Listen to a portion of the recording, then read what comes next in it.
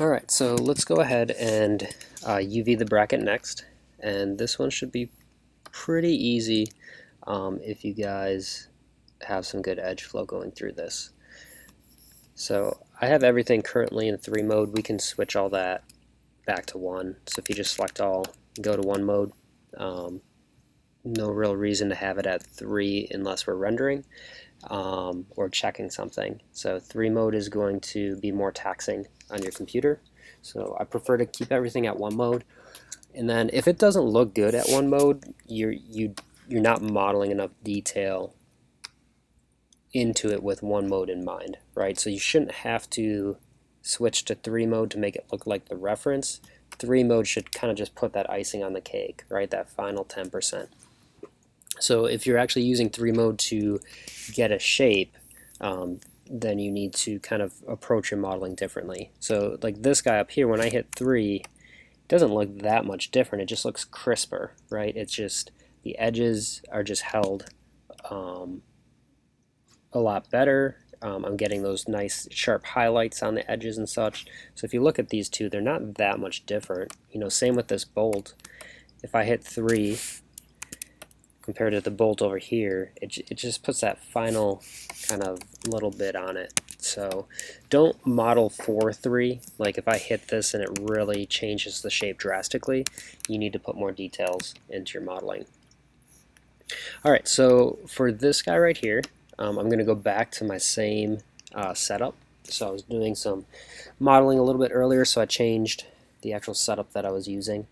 You can see my UV toolkit is still docked on the side, so Maya remembers that stuff when you're docking your menus. So if you guys docked it, it should be over there. I'm going to go to my side-by-side view. This one I'm going to go to Panels, Panel, UV Editor, and then I'm going to leave this one in perspective. So you can see the UVs for that bracket look awful, but we're going to fix that up. So let's go to the UV toolkit. And I can see there are some seams when I turn this around, right? And we know from lecture and the other videos that you should have watched so far that I don't like seams when I first start out. So I'm going to go to UV and I'm going to planar. It doesn't matter what direction and it doesn't matter how bad the UVs look on the left. We're going to fix that up. So now it's time to cut the seams. So to cut our seams in, now that we got rid of them, you want to go to UV, 3D cut and sew. And if you're seeing multiple UDIM spaces, the reason you're seeing that is because you're outside of the 0 to 1. So if I scale this down a little bit,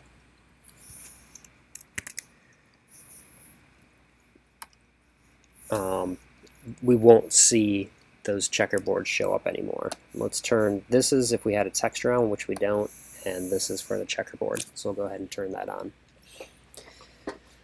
Alright, so let's cut our UV seams.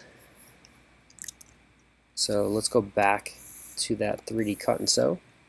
And I'm going to double click here, and it should travel all the way through. It looks like it's having trouble in that corner, so I just want to follow it. So I'm going to double click, and any of these corners it's having issues with, I just want to follow it through.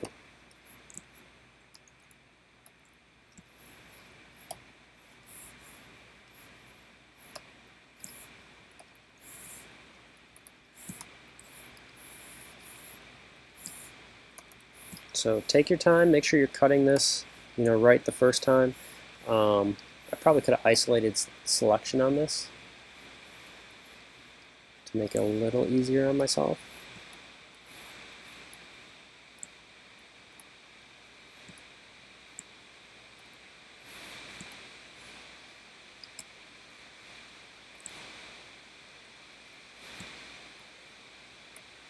One more, and that should pop to its own shell. And if we turn this one on instead of the other one,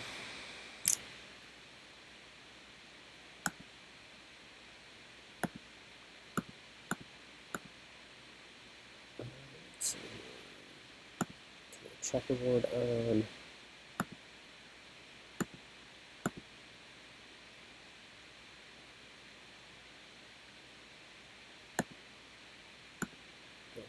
So we're seeing those border edges. And let's isolate this. It's just going to make my life easier. So I'm going to show isolate select, use selected. You need to be in object mode for that. And I'm actually going to turn off the checkerboard for now, so I can see my seams a little bit better.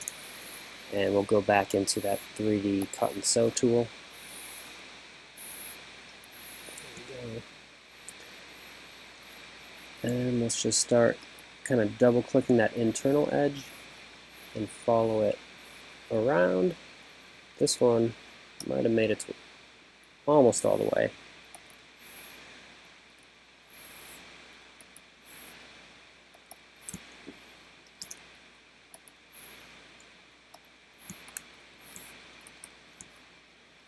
There we go. Check this side. Actually, don't want this one cut.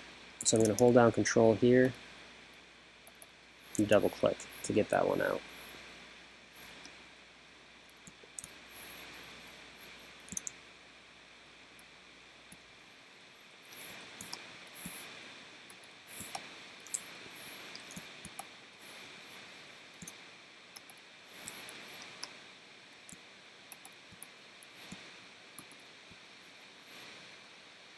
Alright, so that should pull apart nicely. So we're getting this center piece should all be one, this side should be one, and this side should be one.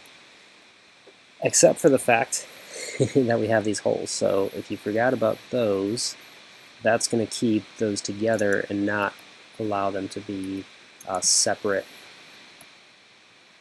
shells. So we should end up, after we punch these holes, or seams for the holes, we should end up with 3 separate shells. And again, this is another great reason why we keep nice, clean topology, nice even density and flow going through everything. I probably would even like cut this 1 or 2 times just to hold that shape and keep an even kind of flow going through everything. But now if we come over here and select UV shells, I hit Q to exit out of that tool. I'm going to select all these guys and go to unfold, and let's just unfold them. So that's looking pretty good. This piece, I would say, is darn near exactly what we want. And this one is not.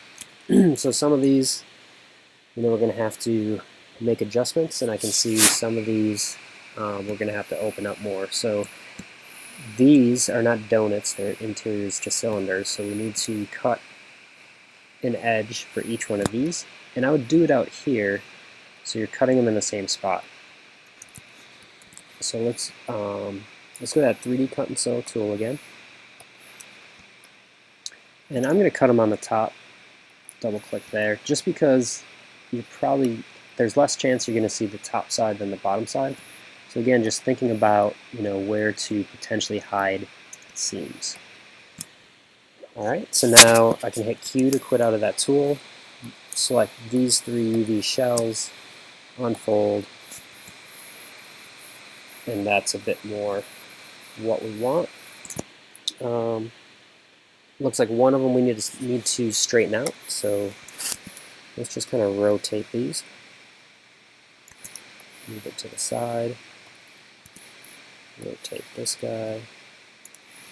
Move it to the side. Rotate this guy.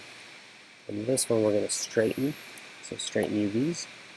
And move it to the side. And let's just straighten these two. They're a little off. Good. Okay, and I have U and V checked over here. And if everything's not straightening, you can increase this angle right here to maybe 40 or 45. Just be cautious when you're bringing that angle up, because it might distort some things.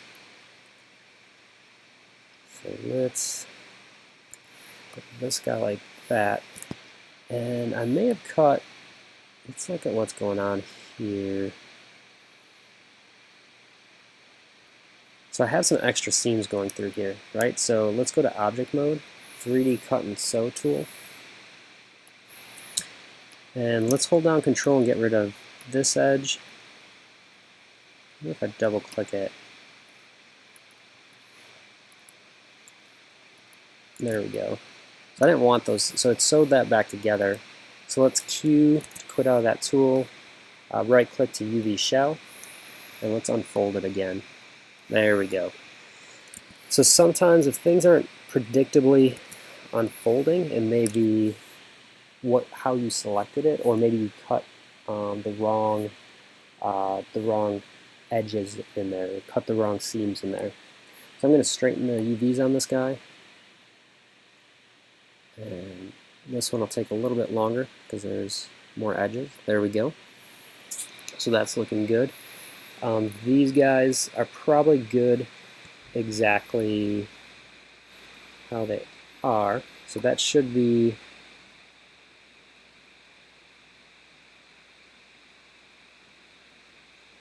I think those are two pieces that are directly still on top of each other because we didn't give a way for that to open up. So I would probably, let's go object mode or edge mode. Let's go to 3D cut and sew. Let's like cut them off here. So we have this side piece and then we have a top and a bottom, and there might be a better chance that it can fit in the entire UV space. So let's go Q, quit out of that. UV shell, let's grab those and unfold again. That's a bit more predictable.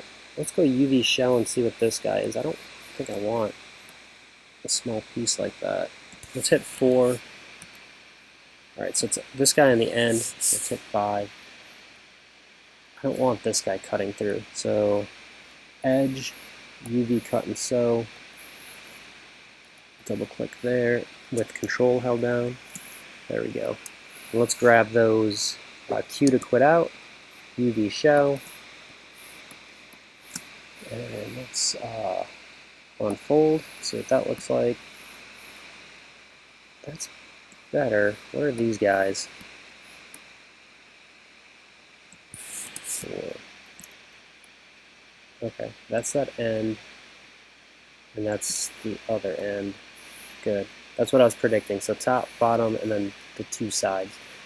These sides we can probably straighten.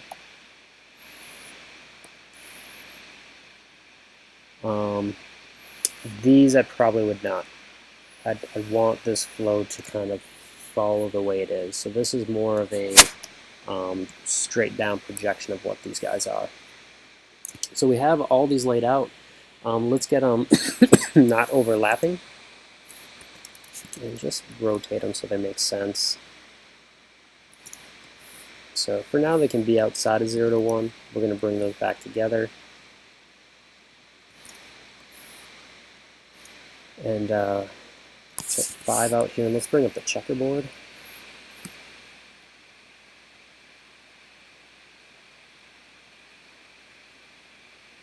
Yeah, I don't think we're stretching anywhere. I think there's issues with textile density, especially in here. So I'm going to take this piece, scale it up as big as we can get it in that 0 to 1, and then go to transform, and under textile density I'm going to get, and I'm just going to start working through these pieces and setting it. So remember, I have these in UV shell, my selection method. So you can right click and go to UV shell if you're not able to select them the way that I am.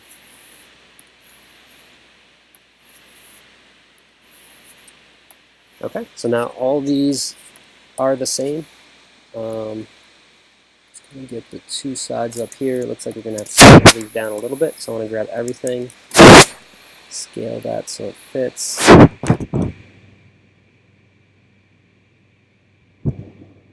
Alright, these right here are for the interior. I'm going to put them right here so they're all in the same spot and I realize what they are.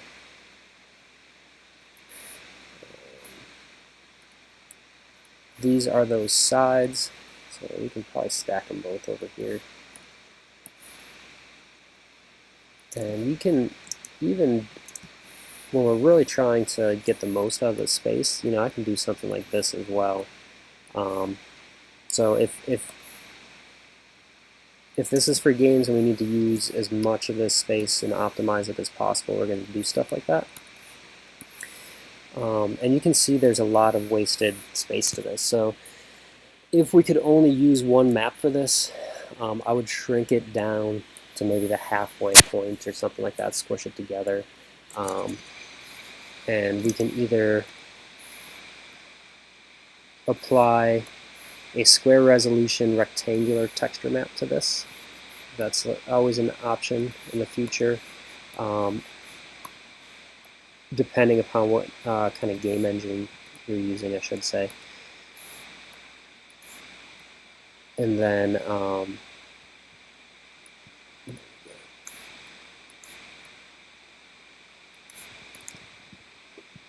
or I could fit another part in here. So that wire harness top, we could maybe fit in there as well. So it looks like we'd have to shrink it down a little bit yet, but let's just leave this like the way that we have it. We have it optimized, even texel density. Something's going on here, like what I'm seeing. So it might have been the straighten that did that. So let's go to UVs. I'm just going to grab these guys right here and only unfold that. So I kind of like how it's straightened other areas. Is that? Oh, that was that side. Okay, so it fixed that. Oh, okay. That side was fine because we didn't straighten that one. It's these. So let's grab those. Control Shift these guys. Control Shift select those guys. And these tops, those shouldn't be straight, and these shouldn't be straight. So let's unfold. Take a look at it. That's a little better. Yep, that's more predictable. So we have some areas that are straight, some that aren't. It looks like it held our texel density, but if we want to be sure, grab one that we already did, and we'll go ahead and get, or it should have still been in there, possibly, set. Now we know that fits. Let's move it back up to where we had it. And all is right in the world.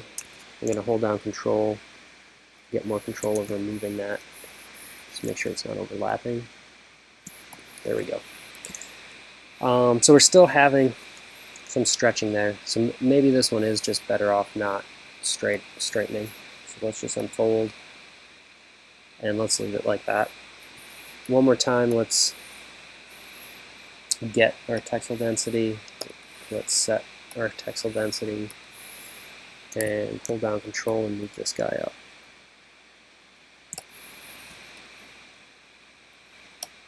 Yeah, if we maybe could rotate those guys on our own, because we're just getting like a weird stretch right there on that angle I don't like. So I'm gonna grab just these UVs. I'm gonna go to E for rotate, D to move that center pivot right here,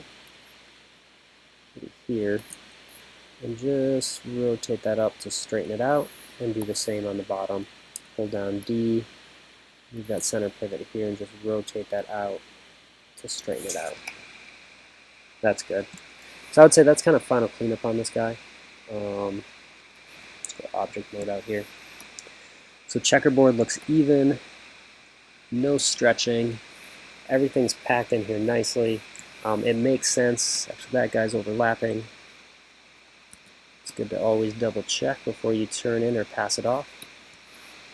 And then we know there's wasted space down here. So maybe we'll pack the wires into there.